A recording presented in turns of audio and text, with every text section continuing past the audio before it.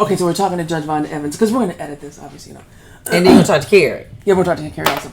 So, Judge, let me ask you first of all, when you saw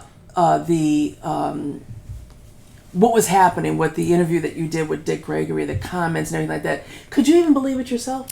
I was very surprised. I've been doing this show for maybe about 6 months since it premiered. Mm-hmm. And I was surprised, and I was surprised for this reason.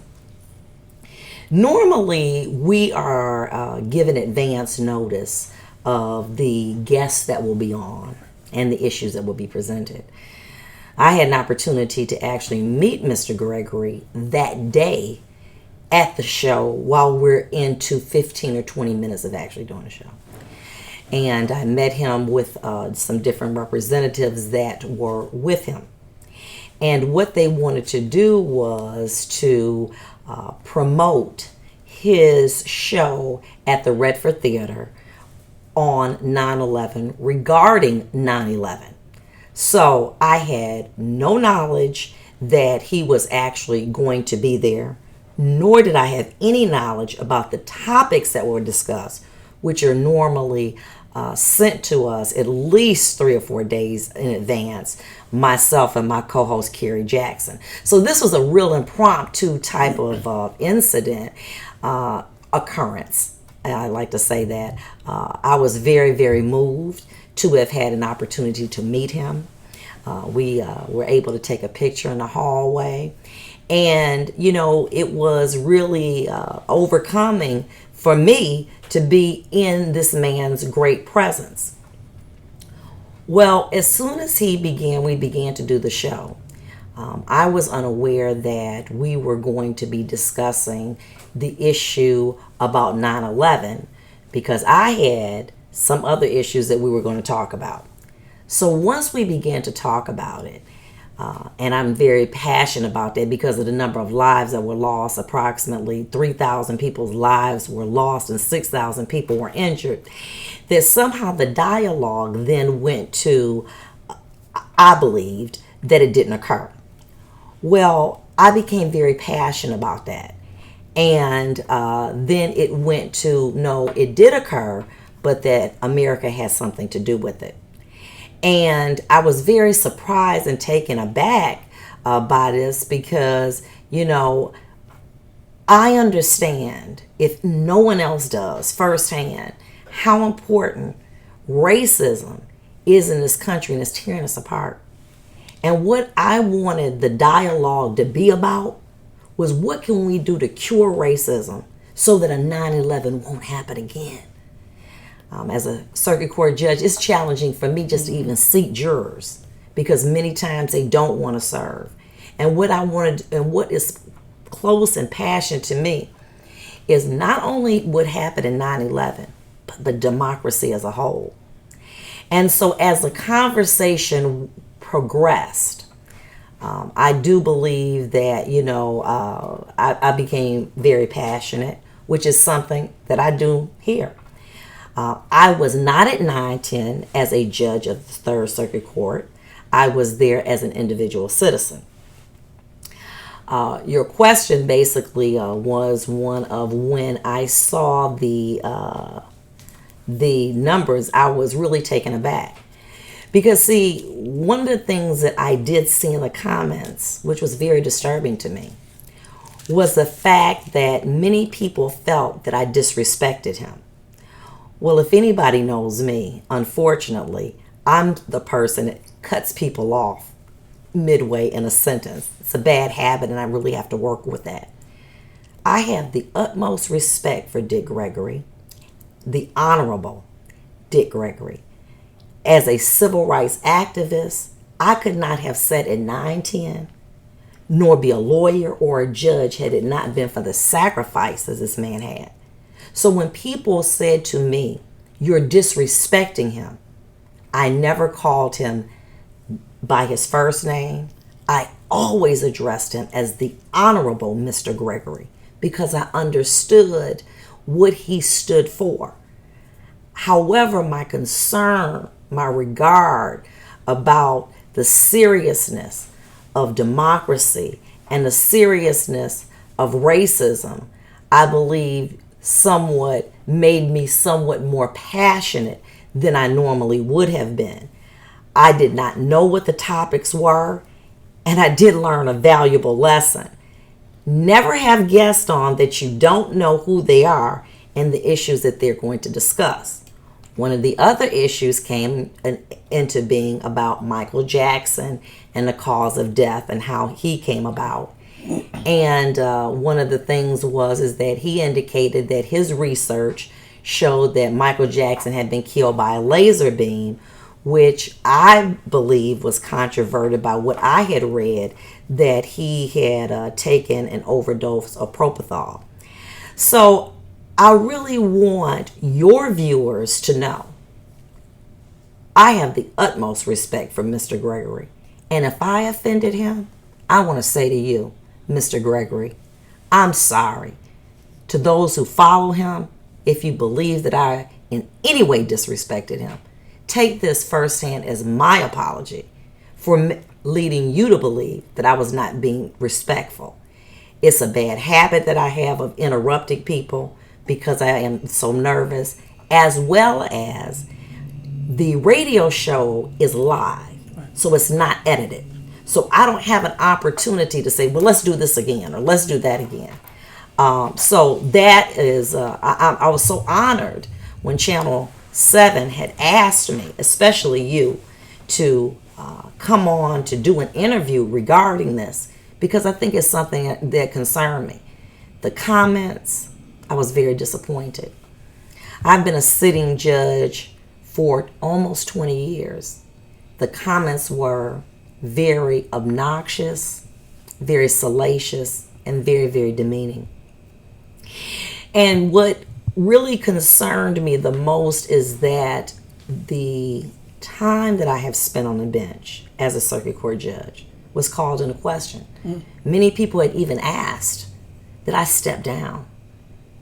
I know that I stand for fairness, for justice, and more importantly, democracy, because that's the only way that this system actually works. So for those of you who believe that the comments that I made warrant me to step down, I'm sorry, I'm unwilling to do that because I have a responsibility to the people of Wayne County. In 2014, I was voted the #1 vote getter. And of a county with 33 cities that composes it, with 1.5 million people, gave me their vote of confidence. And I'm not going to let them down. But more importantly, I want your viewers to know that I would never disrespect the Honorable Dick Gregory. And I have my co-host here with me also. Absolutely. And let me ask you, so do you think it was just, you guys, obviously you didn't expect him to talk about 9/11 and some of those other issues that you were talking about. Do you think that it was just because it took you off guard, or he wanted to talk about his issues, and where do you think the conflict came into play there? Well, first of all, because radio is live, Right. Despite the fact that, I am in a courtroom, it's very intimidating. Right. And what I wanted to do was to be able to at least present a different point of view so that the listeners who I engage weekly call in to have a educated debate about the issue at hand. What I was doing was basically presenting a contraposition because of the nature. This was the eve of 9/11, a day that I will never forget. To see the number of people who had been killed, the mass destruction, I became very passionate about it. And I believe that maybe my passion regarding the issue, the impromptu-ness of it all, the combination is really what may have led people to believe that there was some heightened feeling between the two of us. Well, in reality, it wasn't, because at the end of the show, we all embraced and took a picture together. But I do believe that it is necessary for me as a person in the community, as well as a judge, to address any misconceptions that the public may have had about my treatment and definitely my respect for the Honorable Dick Gregory. And I know, and I think I speak for so many people who have covered your courtroom, you are very well respected. I mean, no one has ever called anything into question that I've seen in your courtroom. Do you think that some people that were making the comments just don't know you, or they just don't know you as a judge and your fairness and your objectivity as a judge? Well, what I was able to do was look at many of the comments, and as you know, with social media, they can go viral. Many of the people that did make comments were not from the state of Michigan. There were some that were there, but there were many people that were from Georgia, from Tennessee, etc. However, there were some very negative comments, even from the people that were residents of Detroit. But I make it my business to make sure that every defendant that comes before me is entitled to that presumption of innocence. I was even ridiculed at one point for telling one defendant, Mr. Bob Bashir, how well he looked, providing things such as magnifiers, because I believe in the presumption of innocence, because I believe in democracy. This is the greatest country that I know, and this is the greatest country that I believe that we have. And it's my job as a judge and as a citizen to promote democracy.